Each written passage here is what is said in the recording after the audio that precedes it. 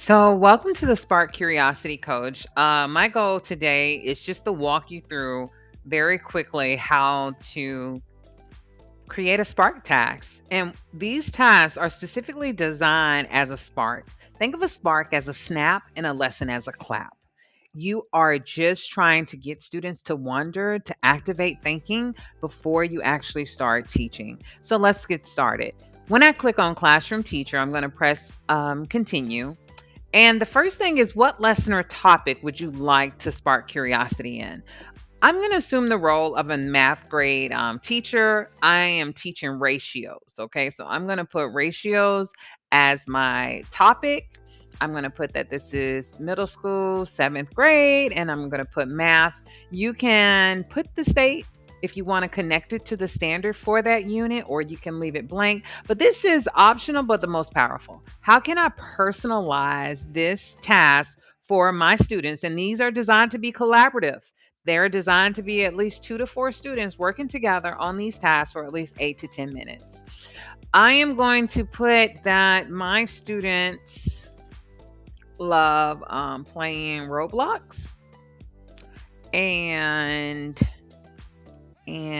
reading about artists, music artists, on social media. So, and again, you can be as specific as a certain class. You might have a class that just has a certain vibe. You can take their backgrounds and interests and put it in and really tweak it per class, or you can just look at the whole subject you teach. And then I'm going to click Generate the Spark.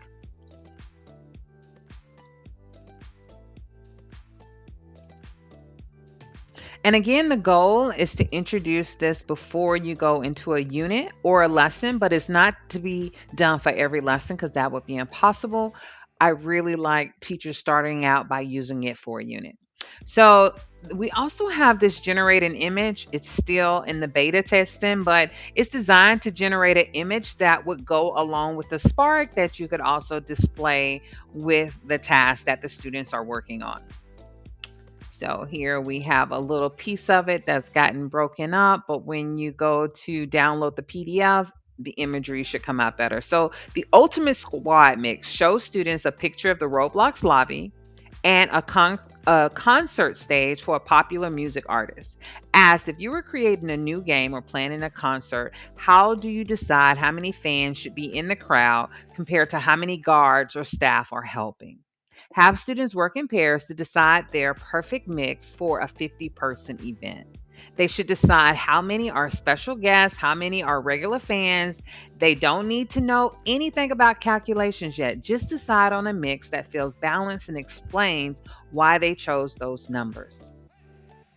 Is this not awesome? This is a great way to bring context, to bring interest to proportions and ratios so students can start seeing it from a different perspective that they never thought about. Now, the guiding questions, we have 4 guiding questions. You do not need to use all of them.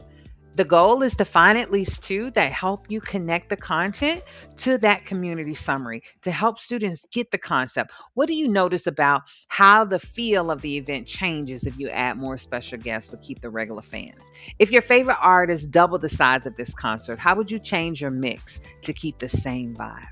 This is thinking on the most elementary level, but what you're going to find is the genius that comes out. And last but not least, we have the community summary. This is designed to be done collectively as a community. It's not to be copied and pasted onto your digital lesson or your paper lesson. It's designed that you pull this out. So if we're comparing 2 different groups of things, so we can say that part, what are we looking for?